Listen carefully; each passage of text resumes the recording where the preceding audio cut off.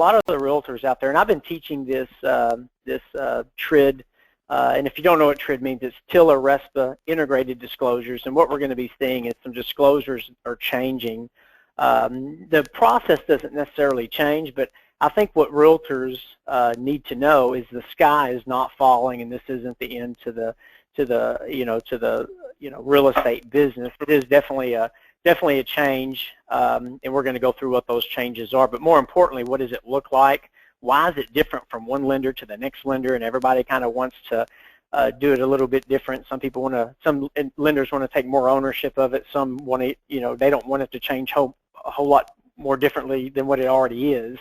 And so we went through the change in 2010. Why on God's green earth are we doing it again? And so there's a lot of misleading information. There's a lot of unhappy people out there, but man, I'm going to tell you that what I'm going to present to you guys today is going to really dumb it down and simplify it and let the realtors know what they need to know, and really give them a real simplistic, clear understanding of what we're doing. Okay, so the first one is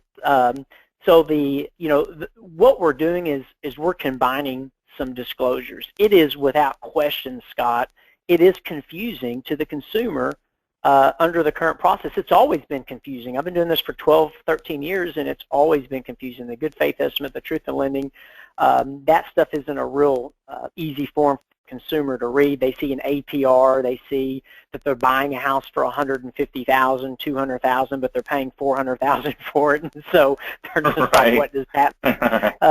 They think their interest rate is their annual percentage rate is their interest rate, and it's not. And so we're really going to simplify it. So the loan estimate is something that's going to be disclosed from the lender's standpoint. Okay, so now what we do now is we disclose a good faith estimate and a truth in lending. Client comes in and signs their loan disclosures, or they sign it electronically. Those are two forms that they have to sign every time. The loan estimate is the new form that's going to be signed, and it has the terms and the cost of the loan. The actual closing costs are on there, and and have it in touch with the loan officer, and it's just got a little bit more detailed information. And it's something that has to be disclosed to the consumer within 3 days of a completed loan application. Now, this is really big, and man, every time I give this class to a group of realtors, they always ask me, this has come up several times, well, what is considered an application? Because a lot of applications are what? We think, and realtors think too, and a lot of us lending guys, have believed that an application is them going to my personal website or their lender's personal website and filling out an online application. Now, that's what that is, but that is not the definition according to, the consumer CFPB. That's not their definition. The definition in the mortgage banking industry is an application, or is considered a true application when we have these 6 things that are listed at the bottom of this PowerPoint. It's the consumer's name, income, mortgage loan amount, social security number, estimated value of the property, and the ding, ding, ding, number 6 is the property address. So when do we traditionally have a property address? Well, we have a property address whenever we have a sales contract. So a sales contract a lot of time is going to trigger a full and complete and legitimate loan application, and at that point is when the loan estimate has to be disclosed within 3 days. Make sense? Got it. It does make sense. And there's a word that somebody come up with, and I don't know who shared this with me. I think it was, but it's alien. And another word for alien would be, I believe it kind of goes over these 6 things. So we'll cover that later. But alien has to do with the 6 things or 5 things. I don't know how many. I can't count letters, but how many letters are in that word? It constitutes what you're talking about here, the actual application. So this is kind of important when we talk about getting approved for a loan. Like what actually takes place in an application and what it actually triggers TRID is what you're saying here. Is that kind of what you're saying? Like TRID really doesn't take effect until you have these 6 things. Exactly. Yeah, it doesn't take effect until you have these things. And I just don't, there's just been a lot of confusion. Well, what is, so you're saying when they fill out an application, you have to know. That's not what I'm talking about. Loan applications have those 6 things. Yeah, absolutely. Okay. Okay, go ahead and go to the next form, the closing disclosure. Okay. So the form, the closing disclosure, this form is basically going to combine and replace the HUD that we see now. So when we go to the closing table, we see the HUD 1 and then the final truth in lending disclosure, okay? And the closing disclosure must contain the actual terms and costs of the transaction. And I'm telling you, man, if you haven't seen one of these and they're at the end of the PowerPoint, I would definitely recommend going to Google and just Googling closing disclosure and get a copy of this. And just look at it. You can also go to the CFPB website and get an example of one. That's where I believe I've got mine. And man, it is such an organized form. And I'm going to tell you, man, I really like it for the consumer market. I like it for us real estate professionals because it's so much easier to read than what the HUD statement is now. Is it different? Absolutely. And no one likes change, and therefore we don't like it because it's different. It's not what we're used to. So we do have to retrain our eye on how to look at these things. But once you look at it, I think, and accept it and embrace it, there's no doubt in my mind that it's a more organized and form to be able to read, not only for us but also for the consumer.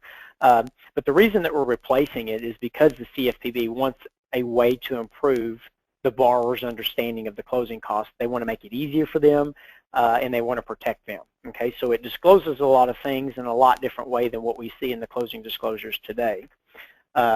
So moving on to the next one, the current process is, Scott, is like we provide a good faith estimate when they come in and sign the disclosures, and we disclose the truth in lending to them, okay?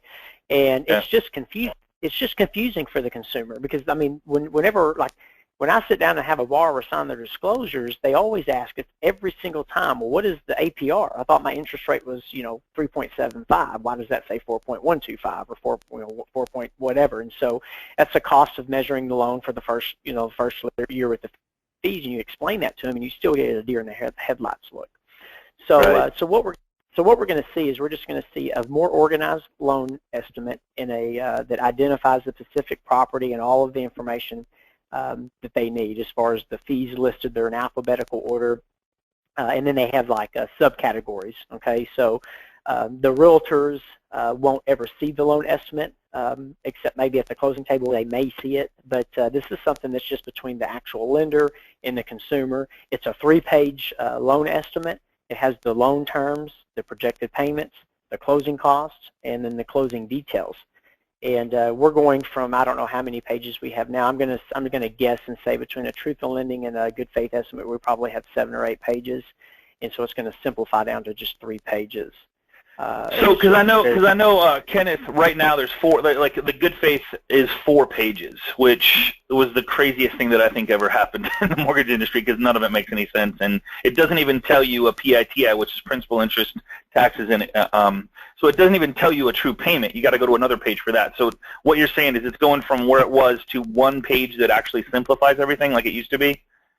Well, it's going to be 3 pages total. The loan estimate would be 3 pages, but the information, but it's going to have all the main information on one of those 3 pages to make it really easy. I can tell you the last page of the loan estimate now, it has like a comparison section of that says in 5 years, this is how much you've paid, and this is how much of it went to principal. It's going to have the annual percentage rate. Out next to it, it says something along the lines that your cost over the loan is expressed in the rate. This is not your interest rate. It tells them, instead of me telling them and them having to trust the lenders that they're telling them the truth, it says it in writing. So it just simplifies. And then it has like another example. It has your total interest percentage. Well, when you buy a house, if you've ever looked at a truth in lending disclosure, it says like you financed 150 and then you're paying $299,000 after the interest. Well, it doesn't really tell you what percentage of interest you're paying. So now it's going to say, well, now your interest that you're paying on that property is 49%. So they're trying to educate the consumer market to say, hey, you're paying 49% in interest over the life of this loan, whether it's, the example that they use on the loan estimate's a 30-year mortgage. But man, think about that. If a consumer knows they're paying 49, and we're going to see them as high as 69, 70% in interest, think that the consumers are going to be like, golly, man, I'm paying a lot in interest. Maybe I should consider paying this down a little bit faster. And so they put together better. So it's just educating the consumer a little bit more so that they can make proactive steps to making getting that mortgage paid off a whole lot sooner. So what you're saying is you're going to make the when people were in the business when the interest rates were in the teens, this is going to those are going to look good again, is what you're saying. Yeah. Well. Yeah. I don't think that. Yeah, I'm just joking. I'm joking. Yeah. I don't think anybody wants to pay 50 or 60% interest. I know. Certainly, yeah. Certainly want to know. Right. Hey, what's Right. better? Exactly. Right. But moving on, so the current process, like I just mentioned, is the good faith estimate, the TIL, and basically we're just going to see the loan estimates disclosed, and then we're going to see this closing disclosures closed. And this is the thing. Everyone's talking about, well, the closing disclosure has to be disclosed to the borrower 3 days before we close, and it cannot change after that. And I think what I hear a lot in the market from a lot of the realtors that I deal with is like, well, what do you get, like, in today's lending environment? Like, if something changes, I've heard some comments. So what are you going to do when October 1st rolls around? We're not going to be able to this isn't going to be possible. And there's just a lot of confusion out there. That's not necessarily the case. I can tell you right now that when we issue a good faith estimate and a truthful lending disclosure the very first time when the borrower comes in, I know, I'm telling you how my office does it, and I'd venture to say most of the lenders are doing it this way. We lock the loan, we disclose to them, and then we go to the closing, and then we just send it to processing. Nothing's changing. As long as you have all of your fees and everything in there accurately, and it doesn't surpass the 10% tolerance, nothing's changing anyway. So this closing disclosure being disclosed 3 days before closing, it doesn't necessarily have to be disclosed 3 days before. And so everybody's like looking at calendars saying, okay, so we need that closing disclosure disclosed this day so we can close according to the contract closing date. We're going to be sending out that closing disclosure. You can send that closing disclosure 2 weeks before you even are supposed to close according to the contract, right? Okay. It doesn't matter when. So it's so long. So let's break that down into. Yeah. So let's break that down into layman's terms. So like if I say I take an application, like say I come to your office today and say, hey, Kenneth, I want to buy this house. Here's my contract. Here's the sale price, whatever, blah blah blah. And you could literally give me those costs right now, and then I'm good to go as long as that doesn't change within a given tolerance at the end of the transition 30 days later. That's correct. Yep. That's exactly right. So I can satisfy CFPB today for a 30-day down the road closing is what you're saying. Yes. Now, if you ask CFPB, they'll tell you. Yeah, but right. The problem. Right. Yeah, exactly. What CFPB is promoting is, well, we should be able to close loans in 60 days or 90 days. Pardon me, 90 days. And I'm telling you, when they say stuff like that, and I'm not beating up on the CFPB, their timeline of when a closing should be done is 90 days.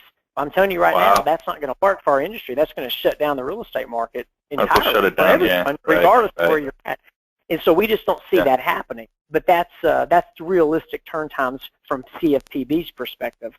We believe that we can still close loans inside 30 days the majority of the time. Now, with that said, Scott, I'm not saying that the lenders aren't going to have, for the first 30 days as this thing rolls out after October 1, that we're not going to have challenges and a little bit of processes that we've got to tweak some things here and there.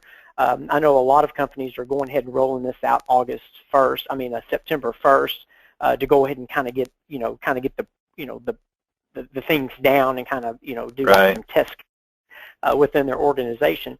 And we're going to go into a little bit more detail of how this looks from a title company's perspective and what this is going to look like at the end. But I just like to make the point every single time that the closing disclosure isn't any different. It's a different disclosure, but how that stuff is presented to the consumer, so long as the information doesn't change after the closing disclosure has been issued, we shouldn't see any problems.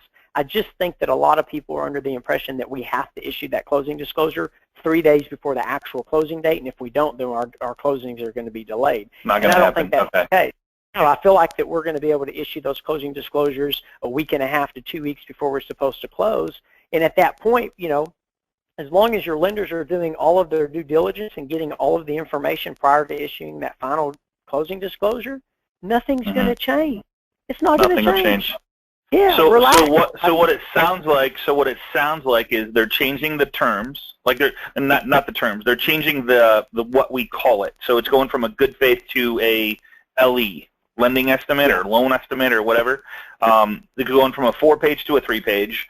The 3-day deal really isn't like and I think everybody makes it out to be, like, okay, this has to be disclosed 3 days before closing, or it can't, like, then we have all these problems. But what you're saying is the actual start of the loan. I'm just trying to clarify this for everybody. So I guess what you're saying is nothing's really changing except for the terminology and some disclosures that have to be 3 days before. It could be 15 days before, 20 days before, 30 days before. It doesn't matter. As long as they get to the consumer 3 days before closing or sooner, nothing really is changing, is what you're saying.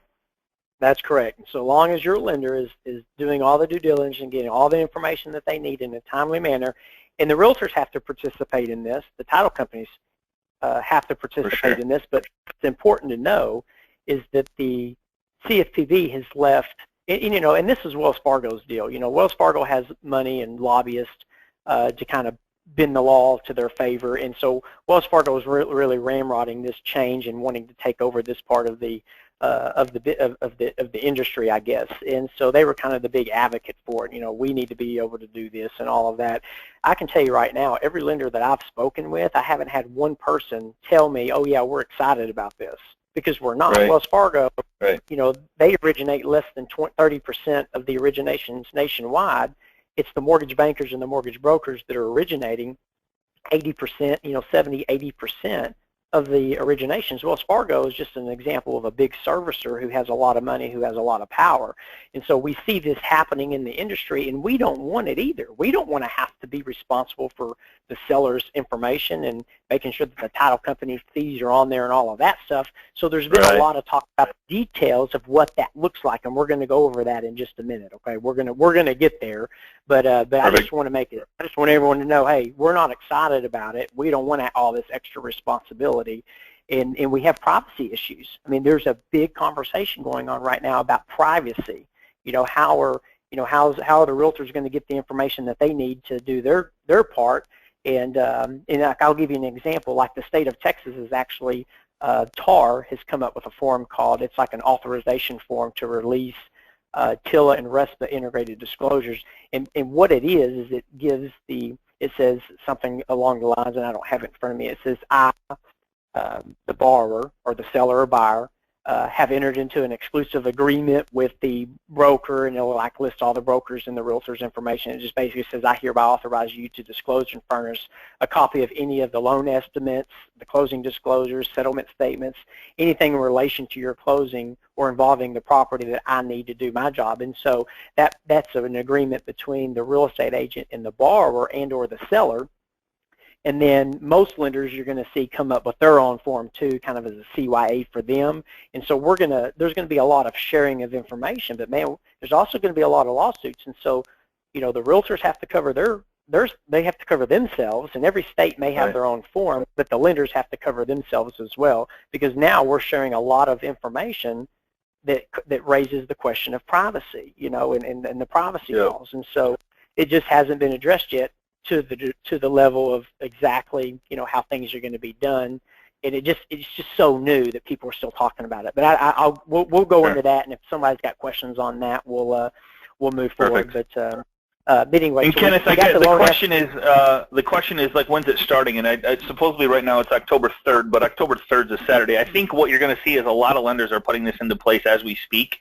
And I know that I don't know if you are, Kenneth, but I know that we're moving forward with it like right now, so that when October 3rd comes, it probably isn't. You probably won't even notice a difference. And I would assume that most places are doing that. Now I did hear yesterday there is something in the House that's trying to push it to February, but I think most people are just going to put this in place and just be ready, because it's going to happen. It's just a matter of when. Yeah, it's better just to go ahead and let's get it done. October. I've been telling everyone October 1st. It is legally the 3rd, and I'm just assuming that they're going to start it on the 4th. Keep this in mind. If you have a sales contract that is already it's already been executed, those are actually going to be grandfathered in under the previous standards and laws and all that. But if you have a sales contract that is executed, and they're going to go off the execution date of the contract.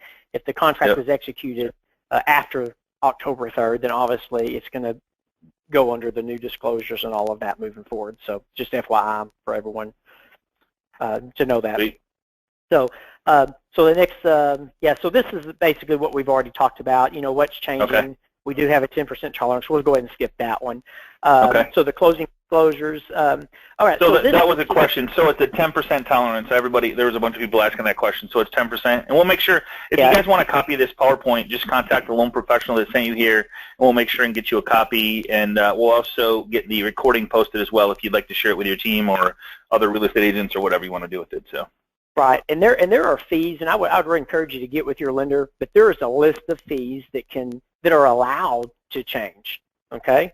That aren't part of the fees that can't exceed that 10% charge. But keep something else in mind too. The APR cannot change more than 8%, okay? An 8. Now, okay. Yeah, an 8%. So the current rule is that if it goes up or down, even if it benefits the borrower, right, and it goes down at 8%, then we have to reissue a good faith estimate until. It's a silly law. It doesn't even make sense. I'm benefiting my borrower, but I have to redisclose and then wait 3 days to close. Because a lot of people, guys, we have to redisclose the truth of lending in the good faith estimate today, and we have to do it 3 days prior to closing. It's nothing different than what we're going to be doing. Make okay. sense? Got it. Yeah, it does make sense. So just a different form, and so the new rule, if it goes down an 8%, we don't have to redisclose, which that was a big argument with CFPB, or a debate. It wasn't an argument. It was more of a debate on whether they should keep that or do away with it, and they agreed that since it was benefiting the borrower and it goes down, we don't have to redisclose. So that's actually pretty good, because, man, I'm going to tell you, that happens more times to none in our business, because rates may shift. If someone didn't lock a loan and rates drop down, and you redisclose them a higher rate, and you're able to give them an 8% or a 1/4% lower on the interest rate, then obviously, but you don't want to affect the closing. I know for a fact that that's happened where the consumer didn't get the lower rate just because they didn't want the delayed closing. So that's true. Okay. Yeah, that's a good point. Yeah. So moving forward, the old closing disclosure. So the current process is we have the title company is responsible, or the settlement agent is responsible for preparing the final HUD. Okay, this is the current process. The final HUD contains all the borrower and seller details, and then the borrower may request the HUD 1 day before closing, and that's all today. What's changing is that the lender is responsible, okay, for the closing disclosure, okay, including any and all revisions. Now, I can tell you right now that we do not want to be part of solely 100% responsible for that closing disclosure. Now, there are lenders out there such as Wells Fargo, and I'm not beating up on Wells Fargo, Scott, or talking ugly about them. They have a different way. They want 100% control over what they do, okay? And the majority of the market out there, from the people that I've spoken to, that's not the case for them. So what we envision is this, okay? There's 5 or 6 third-party softwares that are out there, okay? And we're talking different companies, even some of them one of them's owned by Wells Fargo. Think about that for a minute. You with me? Yep. Okay. Yep. These third-party companies are out there, and Wells Fargo and somebody else, I think, jointly own like one of the biggest ones. And so these third-party softwares is this. You have the lender who has the software, and then you have the title company using the same software. And the title companies may be set up with all 5, 6, 7 softwares that are available, and this is how we envision it, okay? I have a username and password as a lender. The title company has a username and password, and we have to be able to trade information without having to use email or phone. Does that make sense? Because if we're sitting there emailing and using phone, and me as the lender trying to gather all this information, I need the seller's payoff. Well, I don't want to mess with that. Why don't we just traditionally let the title company handle that? And keep in mind, this is lender discretion, and it's going to be different from one lender to the next lender to the next lender. And that's why it's important to find you a local lender. Find a local lender that you like, know, and trust. Get with them now.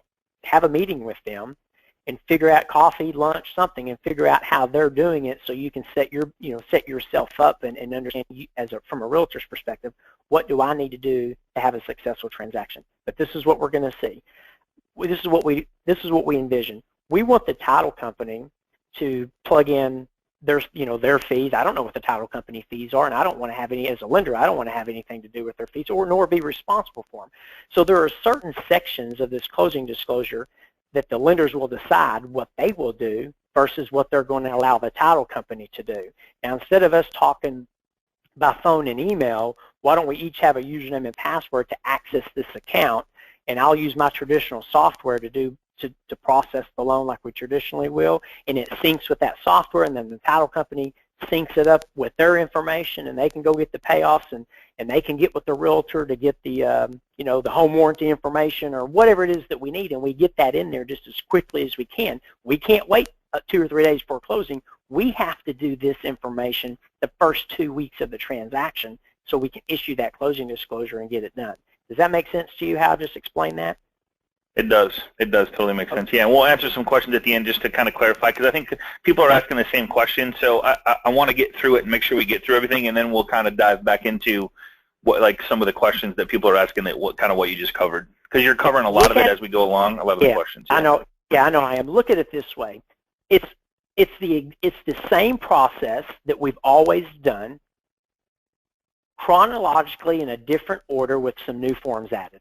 Make sense? There you go. So things that the title company would normally do, they got the lender doing. Things that the lender would normally do, maybe the realtor's doing, and vice versa. And so it's the same process, it's just in a different order. And so we have to kind of like pause for a minute and say, okay, who's doing what and how quick do you need it? That's what we need. And and there's just a lot of stuff, like the payoff, the title company fees, the home inspection, the pest inspection. If that stuff is being done, you need to get it over to your lender, and we need to make sure that it's paid. That if it's not paid for, that the lender knows it's not paid for. And so we just have to do things a little bit faster on the front end, so we have a smoother process on the back end. Okay. Right. Now the closing disclosure. Just are there going to be circumstances that come up in our lending world that require us to redisclose and then have to wait 3 days? Absolutely, that's going to happen. Absolutely. There's going to be circumstances where a loan program changes, something's going to happen. A lot of times it's circumstantial, I think, if you have a good lender. I like to say we close 90 to 95% of our loans on time every time, but there's some times that we can't because of circumstances that are beyond everybody's control. It's just, it's just a circumstance, that we don't have any control over. But when the closing disclosure is issued, you issue it. It's 3 days, and if Saturday does count, okay, so Saturday does count. So if you issued it on a Thursday, Friday, Saturday, and Monday, you could close on Tuesday. Okay, I just want to make sure we touch base on that. And if for some reason something else changes again, you have to wait 24 hours before a new closing disclosure can be submitted. But again, I don't want that to be like the focus on from a realtor's perspective. Because so Saturday's a business day. That's cool that they allowed that at least. Yeah, and they almost didn't. That was another debate that they had whether or not we should do that or not. So we went over the closing disclosure stuff. We'll go. I already talked about the APR increase, and so we'll move on to the next one. APR, okay, cool. What CFPB website for lists of cannot increase? Okay, so we've kind of already talked about certain fees that a borrower cannot shop for, such as an appraisal fee, have a 10% tolerance. Okay, let's move on to the next one where it says what realtors need to know about TRID. You certainly need to be able to explain the new disclosures. I know for what me and a lot of my mortgage buddies have come up with a form, and I'm actually giving it on a local market to my local realtors, and it's basically just a form explaining the law, what's changed, why it's changed, and expect delays. Right? It's better to go ahead and tell your buyer and or your seller up front, hey, we're having some industry changes. Here's a form. I want you to sign it. And the one that we created for our local market, and this is something I can share, Scotty, if we want to get it out to awesome. our mortgage partners or whatever. But it basically has the buyer sell it, it has the buyer sign it, it has both realtors sign it. If there's two realtors involved, it has the seller sign it, and it has the loan originator sign it. And the reason we do that is we're just setting up expectations. We're not saying that we're not going to close on time. We're just saying, hey guys, we need to educate our consumer market. We need to educate in our communities. We need to let people know, hey, we've got a big change coming. There could be delays. Okay, it's just. Yeah, I was going to say you're just more or less setting the expectations, and you're having them sign them so that they do recognize and acknowledge the changes that are taking place on all levels. So more or less, instead of just saying it, going, here's what's happening, you're actually going, hey, please read this and accept it and sign it, right? I mean, that's really what this boils down to, which I think expectations is everything. Nobody gets upset at a closing if everybody's on the same page. It's when surprises happen. I think everybody on this call would agree with me, and there's a lot of people here, is when you're not updated on a weekly basis, daily basis, when there's changes taking place or something happens where you can't hit that closing date. I think it's just setting the right expectations and letting everybody know so you don't have a moving truck sitting in the parking lot on Friday at 5 o'clock and you can't close, you know? We've all been there. Yeah, we've heard, and we've heard some of the, like some of the bigger lenders and some of the online lenders, and I'm not trying to beat them up either, but their processes are going to be completely different than what it's going to be for that 80% of originators out there originating 80% of the business. It's just going to be completely different. So I can't stress enough that you need to get a local lender on the phone and figure out what their process is going to be. And I know realtors can't steer people away, but they might want to educate them to find a local lender and give them give them a good, a good reason behind it. Hey, we've got some industry changes. Some of these bigger lenders are doing things a little bit different, and they are. And I don't want to get into any scare tactics here, but like Wells Fargo, they have a couple of floors of people that are going to be making these changes, and they're just not going to have the same urgency as a lender is going to have locally. Okay, that's basically what you're going to see.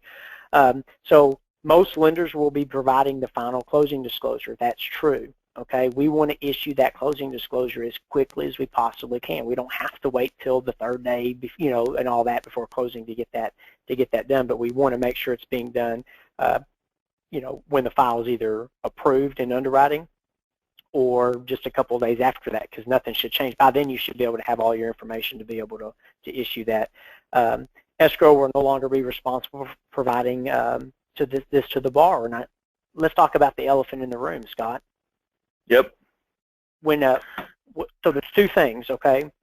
The sales contract has a closing date on it, and that closing date says it's on or before this day. Now that agreement is between the buyer and the seller, right? So that's the contract that we're looking to close. The first thing I want to say is after October 3rd, it would probably be beneficial for all agents to write contracts for 45 days just to be on the safe side, okay? Write your contracts for 45 days, at least for the first couple of months until you feel comfortable. It doesn't mean that you can't close sooner. It just means that you're setting up expectations. The second thing I want them to understand is that contract date is between the buyer and the seller. That the lender's not responsible to close by that closing date, although your lender wants to, but that's the agreement. And with these changes in place, we just need to be communicating with these lenders, letting them know, or the lenders need to be communicating with the realtors as well, that if we're not going to be able to make that closing date, let's not make it a day before. Let's not tell everybody 2 or 3 days before. Let's tell them a week and a half in advance, 2 weeks, so we can set up proper expectations to push this back for whatever reason. The other point I was wanting to make is the elephant in the room. When these contracts are written, a lot of times we've seen the real estate agents and maybe even the seller, at least in my market, kind of have ownership of where that goes, what title company is being used.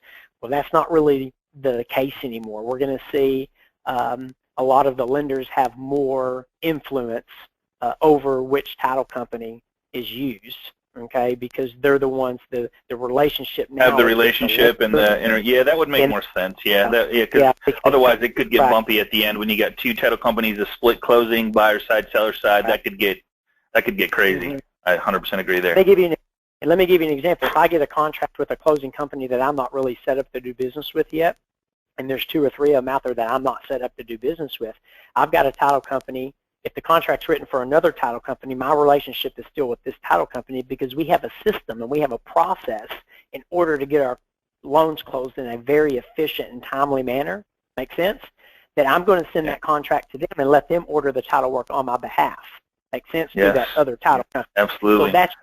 So that's like another little loophole that we're going to see. But I just think that a lot of these out-of-the-area lenders aren't going to have the processes set up on the local level to maintain efficiency and on-time closings, at least for the first 60 days. I just don't see it happening. I'm not. It's going to be a while. Yeah. So the timing of those closing disclosures is important, and like I said, local people. Let me see here what else I'm missing. If there are any changes after the closing disclosure is delivered that do not affect the APR or loan product, there is no additional wait period. The revised CD can be given. Yeah, and that's accurate. Yeah. Here's some questions what you should ask a mortgage advisor like me. Listing agent, has the borrower given their intent to proceed? If not, they have not selected their lender.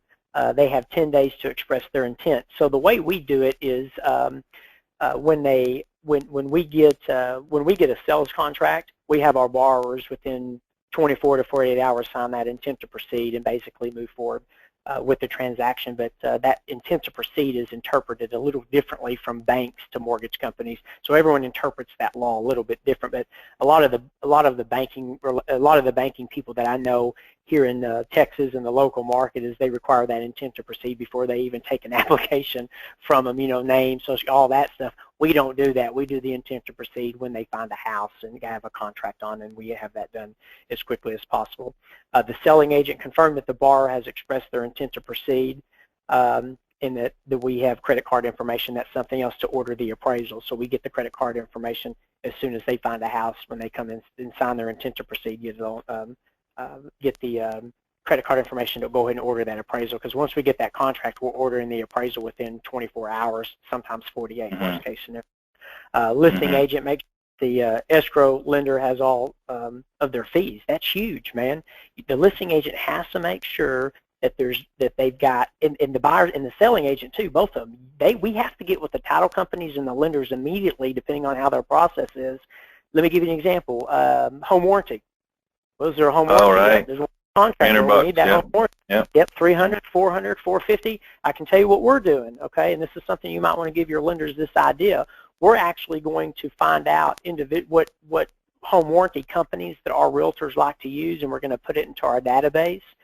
And every realtor will have a home warranty company assigned to them, and we're going to order the home warranties on behalf of the realtors. And the way we're going to do it is we just click a box, and it sends the realtor and the home warranty company an email at the same time requesting the home warranty.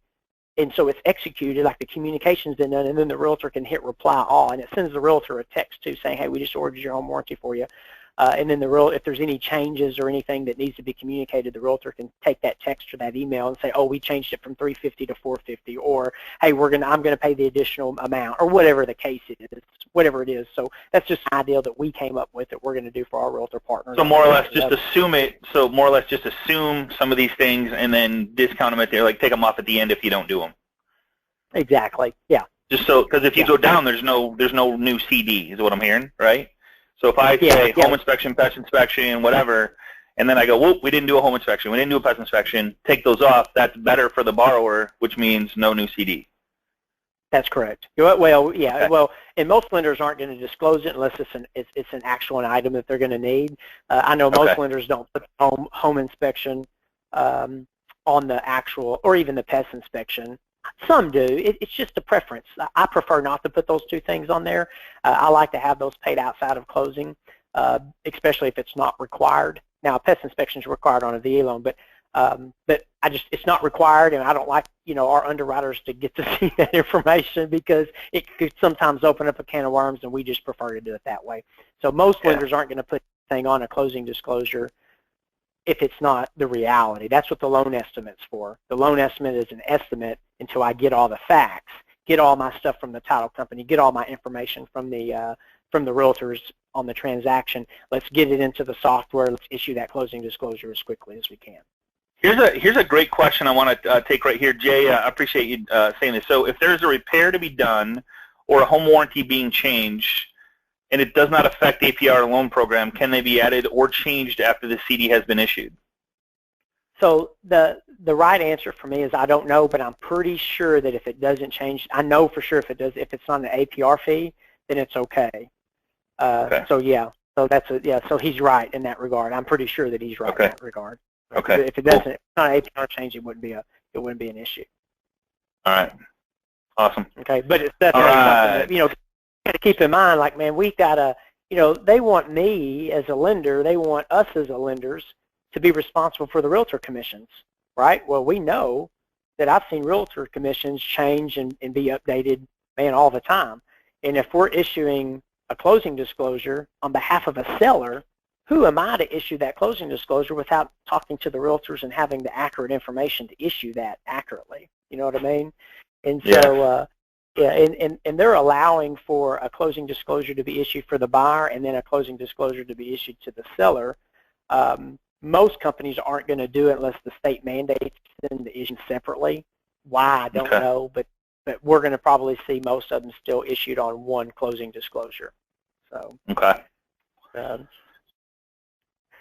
So these are a couple things that are exempt from the new TRID. Yeah, home equity. As of right now, as of today. Yeah. As of right now, yeah, they don't apply reverse mortgages, mobile homes, commercial loans, and anything that's kind of a unique property. You know, a houseboat or something like that. So. Cool. And then on the next one, it just says what realtors need to know about TRID. After the closing disclosure is issued, try not to change anything. If you do change something, notify the escrow and lender immediately so we can make sure that we issue a new closing disclosure if it is something that's going to affect the numbers that we need to have accurately on the closing disclosure. Definition of business days, we talked about. The Saturday does count. Yep. Means all calendar days except for Sundays and legal public holidays. And so, not that would come up, but it may, you know. So these holidays are something that we have to take into account as well when those come to pass. Now, let's look real quick, and again, I can't encourage everyone on the call to Google the loan estimate and the loan disclosure, or just get a copy of this PowerPoint. But if you look at the loan estimate on the next page, Scott, let's look through this, because this is really a good thing. It has the loan estimate titled, and it has the borrower's information. The loan amount is there, the interest rate, the monthly principal and interest. It has prepayment penalty.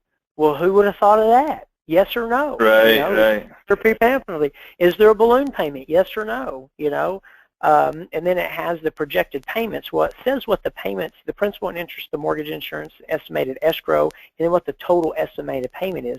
Guys, I can't emphasize. Do you know how clear that is compared to what we disclosed to them now? Oh my God, that's amazing. Yeah. It's a lot, so much easier. And then you can actually show them. See, the 1 to 7 years has what their payment is, $1,050. And then you have the years 8 to Yep. 30. What drops off predominantly mortgage The insurance. MI, the mortgage insurance drops. Yeah. A conventional loan's going to fall off after about 7 years. Nice.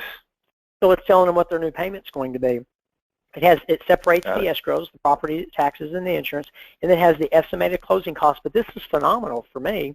Includes $5,600 in loan costs, and this is just a CFPB example. This isn't my example or anyone else's example. This is just what they've written up for themselves, and then $2,300 in other costs, such as more likely the prepaids. Okay. And then estimated cash to close. It has the total estimated cash to close.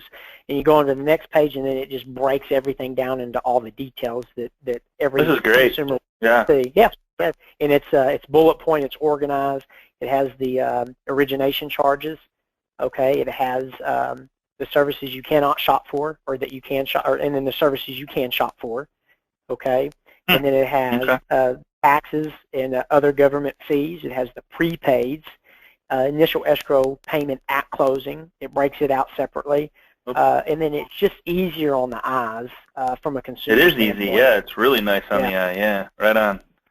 So this and then again, it breaks down your, this is awesome. Yeah. So this is what the lenders are going to be sharing. And look on the next page, man. This is what I was talking about earlier. It has a comparison. Hey, in 5 years, you're going to pay $56,582 in principal, interest, and mortgage insurance.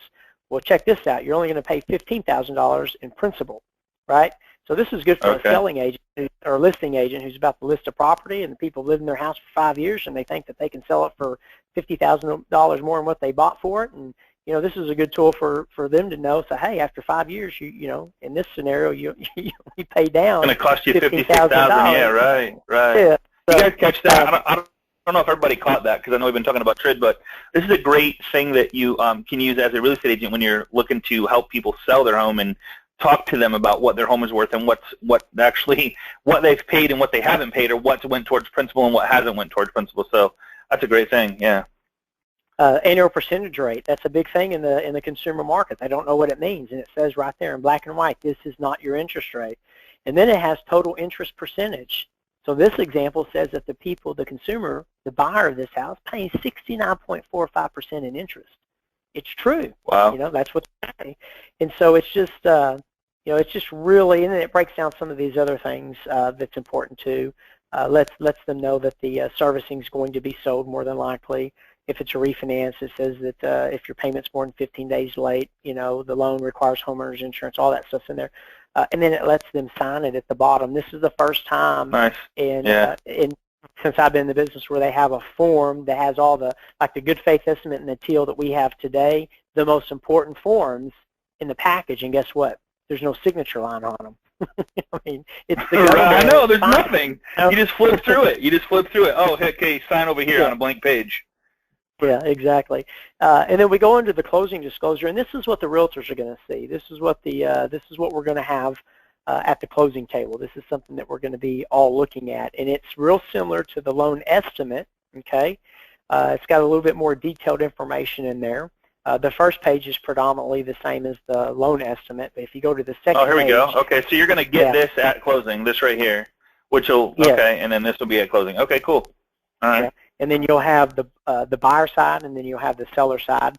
And again, we don't need to go over every single line today, Scott, for time purposes. But I want to leave a couple of minutes for any questions. But if you look through here, you can kind of see how it's very similar to a HUD. It's just more organized.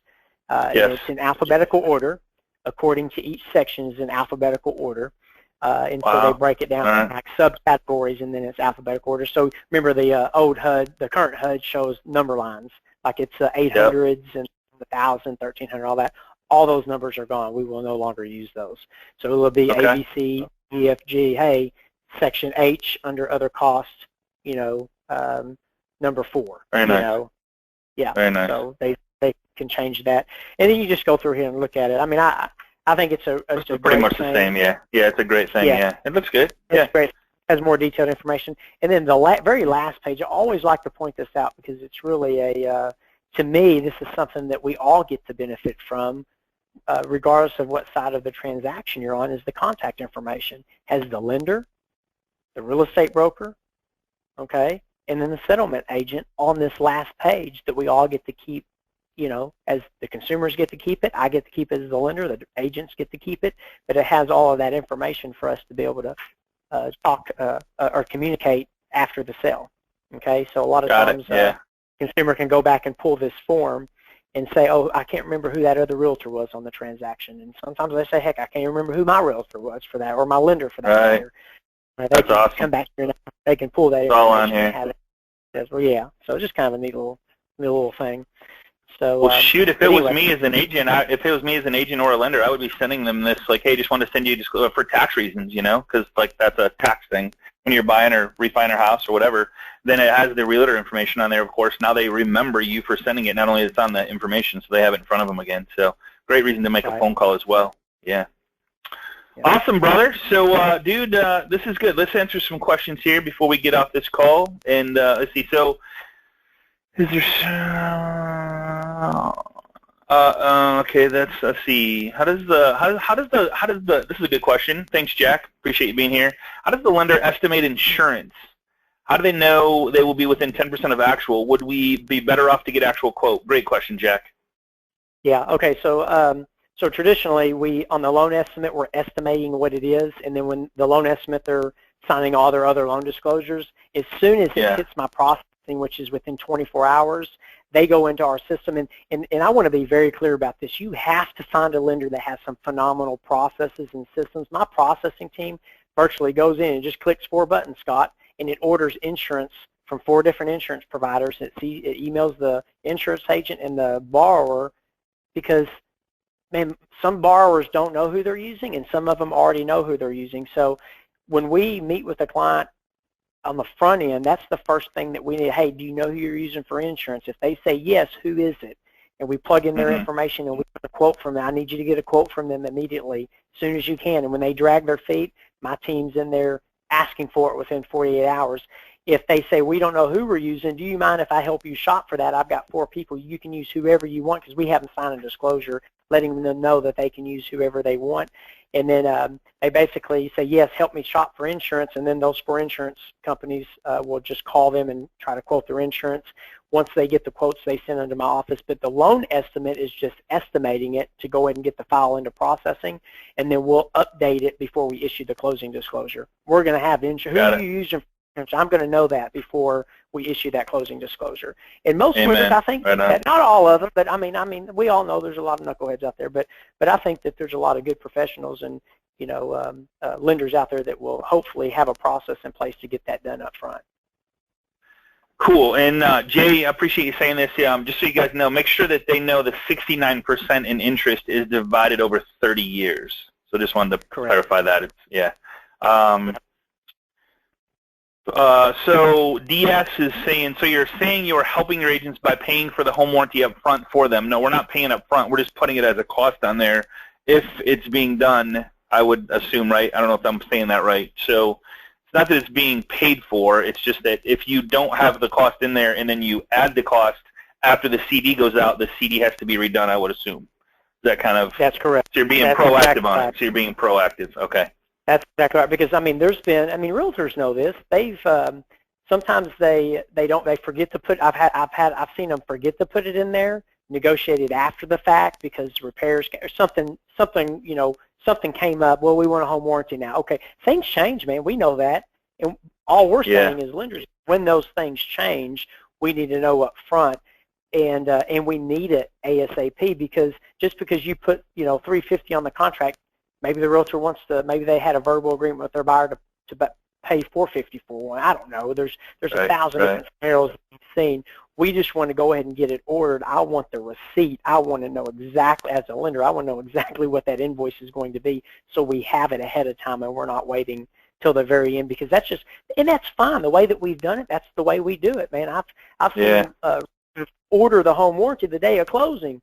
Oh yeah, I need to get that ordered. And they do it the day up. Right. It's not good. Yeah. And that's fine. I mean, that's how we've always done it. And nothing wrong with it. But under the new change, then we need to go ahead and have that. We need to have that done like probably the first 2 weeks tops. We can ask. Here's a question from J40. Says, is the home warranty an APR fee? Which I believe I don't know how to answer that. I'm pretty sure it's not. I'm 99.9% certain that it's. But I'll have to look at my list. I don't have it in front of me. I should have probably printed it off, but I didn't. But no, I don't believe it is. Hey, Susie, more than welcome there, my friend. Appreciate you being here. Hey, Megan, awesome. Thanks for being here. Great lady out of Pennsylvania. She says, we have times that appraisal management companies come back and state an appraisal will be 50 to 100 more than the normal amount listed in the appraisal cost chart. With this being no tolerance, how can lenders deal with this? I've never known an appraiser to come back and charge an extra fee. No, I'm just kidding. I'm lying. They're horrible. It happens all the time. Hey, I believed you, man. Yeah. I was like, dang, dude, really? Yeah. Well, whenever an appraisal has been ordered, it's a third-party person, through our ANCs that are ordering those. We're having those paid. We're not having those paid on the settlement statement. Those are things that are being paid outside of closing. Probably 95% of the time, with most mortgage lenders and bankers out there, they're collecting that and it's paid. It's never paid on the HUD anyway. It's always something that's paid outside of closing. So okay. Yeah. So I don't know. Yeah, I don't know that it just doesn't become a tolerance situation for us, because they, a lot of times they'll come back out and they have to do a reinspection. Well, that's another $50 to $150 depending on what they're doing. Yeah. So that's just a moving target sometimes. Another question, Donna. Appreciate you being here. It says, does the buyer and seller not sign this document like they currently do? I think that was. I think it's signed. I think what you're talking about. Whoops. Right here, I think is what you're talking about. They actually, here's the applicant's signature. Or are you talking about the HUD? I'm not sure. But on the HUD, of course, everybody would sign that. Yeah. Which, on the HUD, applicant, co-applicant, and then, we just don't have that part there. But, the buyer and seller are both going to sign that at the end, of course. Yep, for sure. The PowerPoint will be available. It'll be up on the recording page. Just contact the loan professional that sent you here. If you're not getting it, let me know on the Facebook page is facebook.com/groups/. agent mastermind. We're all part of the group there, and it's over 15,000 and growing. If you're not there, there's just a ton of great activity and questions and input. And I really appreciate everybody that does participate in there and answering the questions and giving your input on that. It's just a great place to be. So I do monitor that pretty heavily. So if anybody's selling anything or trying to promote anything, it's not for that. It's not for listings. It's true trying to help people to have a better real estate business. So just keep it clean as far as that goes, or you will be banned from the page. Kenneth, man, I think we covered all this stuff. So, guys, we'll keep you updated on the Agent Mastermind private Facebook group as this transpires and what happens. And just know that, man, you said it several times, Kenneth, and the one thing I kept writing down was build a relationship with a lender that you know is proactive and sets proper expectations.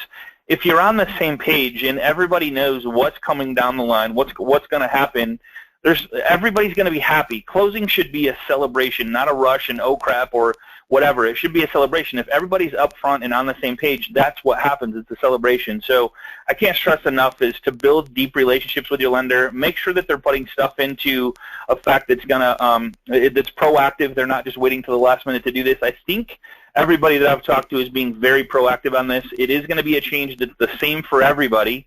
So you're just going to have to work through it and know that it's just going to be a change. It's just, and obviously, I don't know about you guys, but I love change because it does make it difficult for your competition. So I don't know if I maybe said that right or maybe that was a little greedy, but change is good for the industry. And so just be prepared for it, welcome it, and just do stuff proactive to make it a benefit to you. So, Kenneth, any final words, man?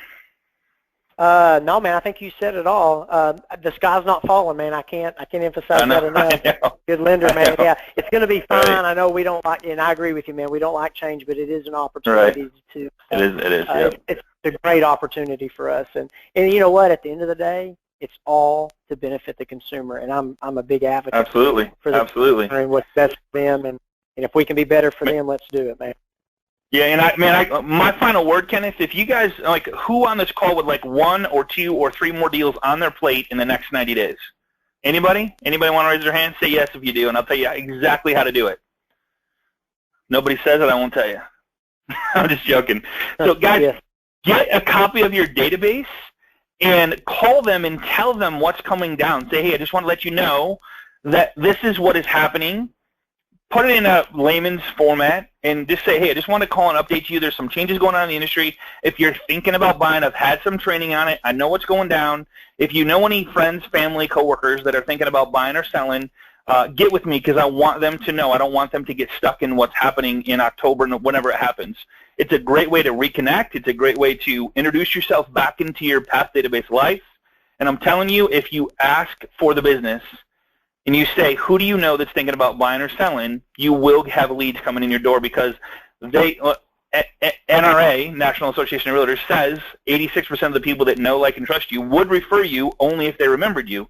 The problem is they don't remember you. So this is a great industry thing going on where you can pick up the phone. Don't be scared of it. Call them. If they hang up on you, so what? Nothing bad happens. Pick up the phone and call the rest and ask for the business. I'm telling you, you will have 1, 2, 3. I mean, depending on how big your database is, we're seeing 1 to 3 per 100 in our database of referrals from people in the database. So it's a great way, great situation, great conversation piece, just to let people know, hey, the industry's changing for the better for them to help protect them and walk through it with them. And they would welcome that phone call and be more than happy to refer their friends, family, and coworkers. So did that come across okay, Kenneth? Yeah, that was awesome, man. Yep. All right, brother. So you're awesome, Scott. I appreciate you, man. I appreciate you, brother. I appreciate you taking the time and learning this stuff because I had no clue. I keep hearing it, but it was just not what I do, man. And that's, you're the expert, and I appreciate you diving into this. I know you're doing some CE classes on this down the road, and so if you're anywhere in the Longview area, Texas, get a hold of Kenneth Travis. He does CE classes and wealth of knowledge, and not only a wealth of knowledge, but he has a ton of fun. He'll have you guys up dancing and singing, and you don't know who he's going to come in as. He dresses up. So he's just a good dude, man. So I appreciate what you do for our industry, and I appreciate the fun you bring into my life and everybody that you're around. It's just an honor having you as a friend, man. So I appreciate you taking time out to do this today. Thank you, buddy. Likewise. Thanks, man. Take care, everybody. I'll see you guys same time, same place, right here on Agent Mastermind. Appreciate you guys. Honored to be a part of your life, and we'll see you on the web. Take care, everybody. Bye-bye.